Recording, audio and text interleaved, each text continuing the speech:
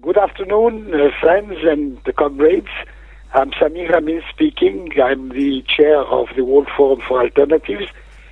I am just back from Tunis, where there was held the World Forum, the World Social Forum, and I will address three questions. One, what was the polycentric system of after World War II and the place of Bandung and the non-aligned movement in that system from 1945, say, to 1980 or 85. Then, second, what is the world without Bandung since that we have and which is still going on for the majority of countries of the South? And third, what are the conditions for a renewal of a polycentric system with no hegemony as of now? First, my reading of the period of after World War II is not the common reading which is suggested by the dominant Western medias. The Western medias present the period of after World War II as a period of bipolarity, two actors, the United States and Soviet Union, and a military bipolarity. It was, as they call it, the period of Cold War. Now, this is a very wrong presentation of the period. The period was, in fact, a period of polycentric world, polycentric politically, economically, and socially. Even if there was also a relative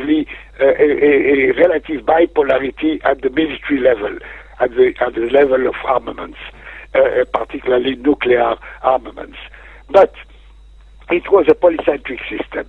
The period was characterized by three sets of social systems, different from one another, in competition, perhaps also marginally in conflict, but also which were complementary one to the other. There was a social democratic pattern of in the United States and Western Europe, and even to some extent in Japan, a real social democracy, which was a historical compromise between capital and labor, and which allowed high rates of growth in the Western countries after the reconstructions of the destructions of the war, and a relatively stable distribution of income. There was no growing inequality, but relatively stable distribution of income. There was, second, the socialist patterns, the really existing socialist patterns. I use plural here. There was the Soviet pattern of post-World War II, but there was also the Maoist Chinese pattern, quite different from the Soviet pattern, in spite of the alliance, political alliance for a time between the two superpowers of the socialist world. But there was also a third series of experiences, which I call national popular, and which came out in Asia and Africa, and which came out precisely of the Bandung meeting 1955, 60 years ago, and the non-alignment movement, which was created a few years later in 1960 as a result of Bandung. This pattern, this diversity of patterns of development allowed for all partners to, they enjoyed a margin of maneuver which allowed for relatively better patterns of development than the one we had after. Better patterns, I'm not saying that it was beautiful, that it was perfect, that there was no contradiction, of course not. But you had high growth with relative no change in the distribution of income in the West. You have the fundamentals for the industrialization which were pursued by the Soviet Union after the reconstruction, and which were started in China in the Maoist period as of 1949. And there was a series of attempts of moving towards industrialization, unequal of course, in many countries of the south of Bandung, of the non-aligned movement. Now, this was a polycentric world. There was bipolarity, but it was polycentric at the political and social level. Now, what has happened is Bandung was we should never forget that Chu Enlai was a founding member of Bandung, and that he had quite a high influence on Bandung and China, I mean, through Chu Enlai. But we should know that the Bandung states and the non-aligned states, we ought now to complete the independence, political independence, which we have reconquered by throwing away the colonial systems, the previous patterns of colonial or semi-colonial systems. We should complete it by economic independence. I'm using the word independence. That is choosing the pattern of development, moving into modernization of agriculture, of starting industrialization, and using the margin of maneuver to have, in many cases, something close to state capitalist systems, but with a popular content, with social progressive reforms, land reforms and other reforms, nationalization of big industries and trade, etc., etc. Now, that allowed these systems characterize the post-war II period, and Bandung find its place in that frame. Now, there were, of course, contradictions and within the system, each of those systems, but they were coexisting also.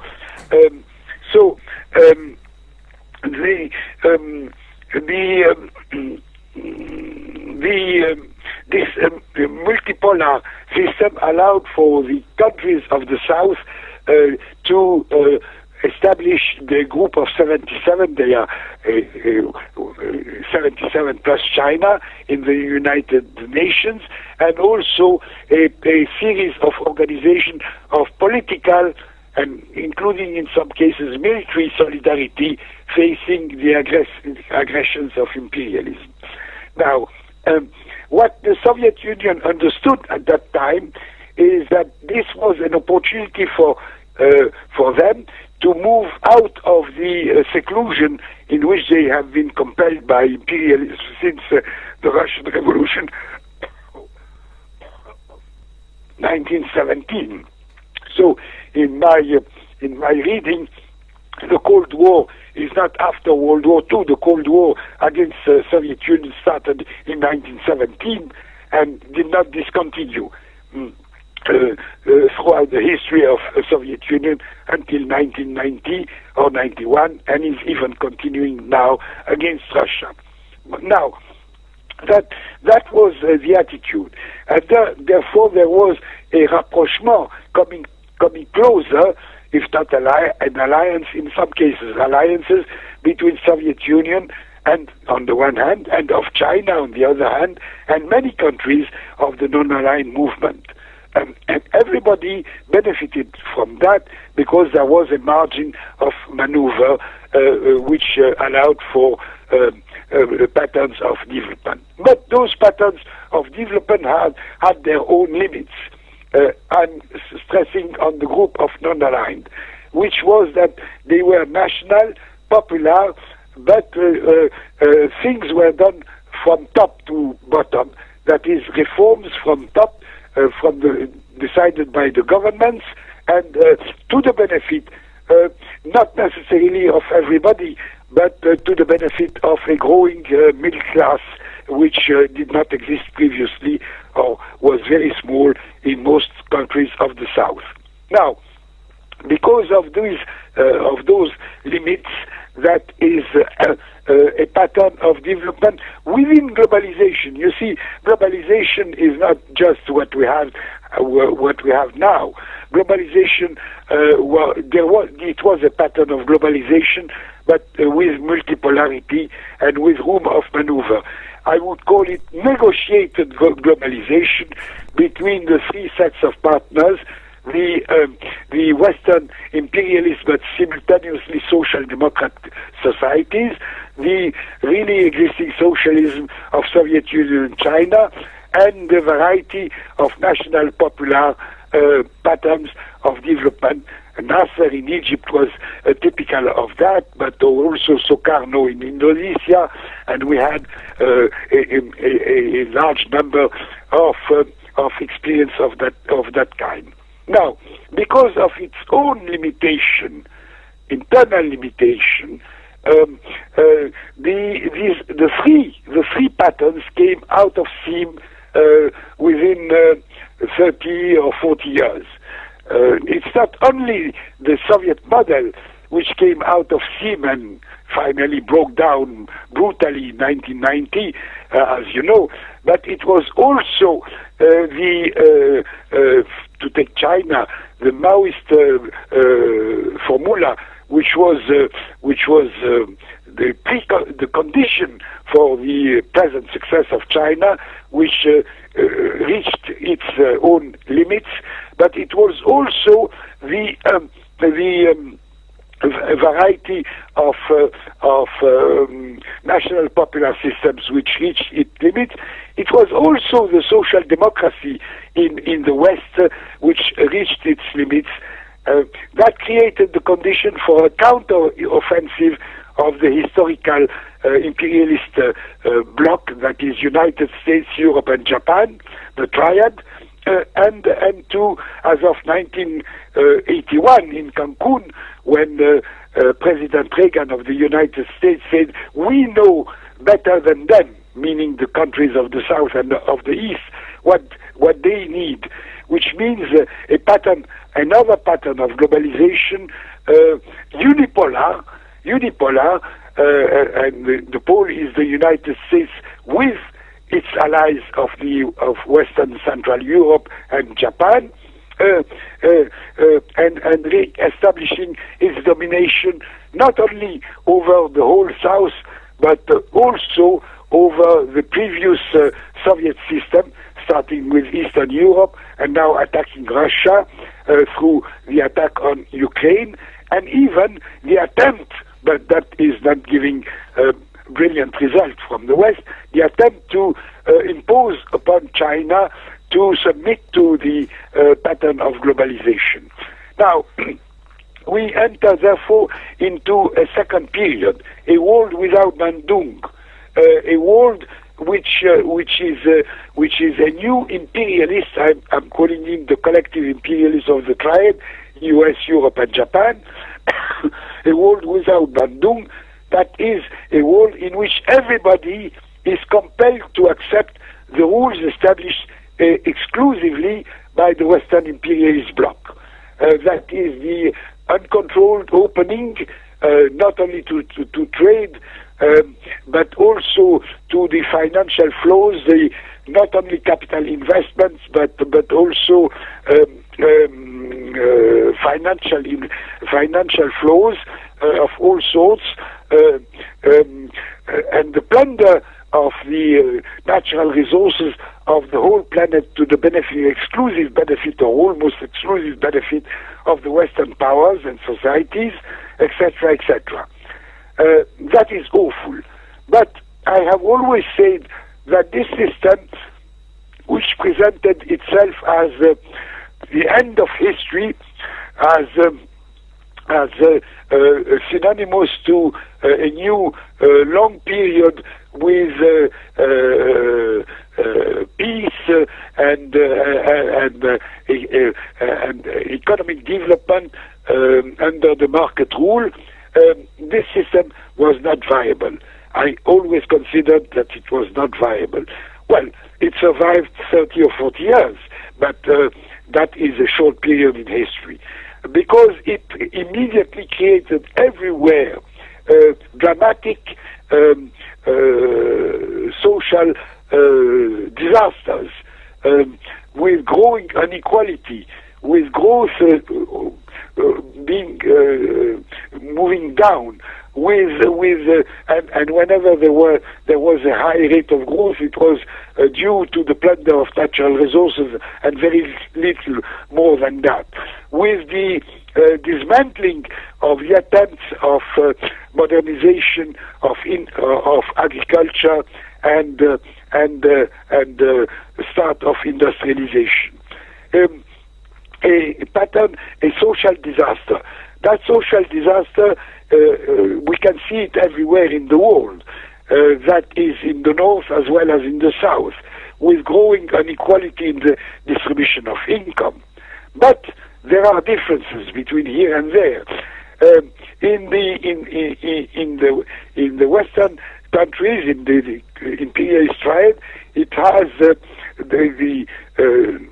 this long crisis have started not just in 2008 with the financial breakdown, but long before, in the middle of the 70s of last century, when the rates of growth and investment, productive investment, fall down to half of what they had been before during the 30 years which followed World War II.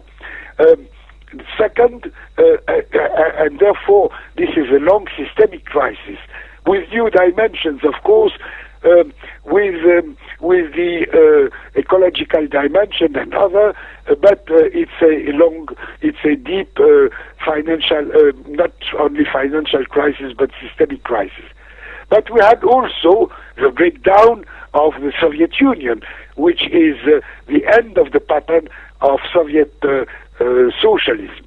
We had also the change in China after the death of Mao, but even later after the period of Deng Xiaoping, starting from the 1990s, the involvement in China in the new globalization, but with limits. That is, China is not just a partner, is not just integrated in the global system as it is, but it has also maintained its own project of modernization and of industrialization, a national independent project which is associated with the participating to the globalization.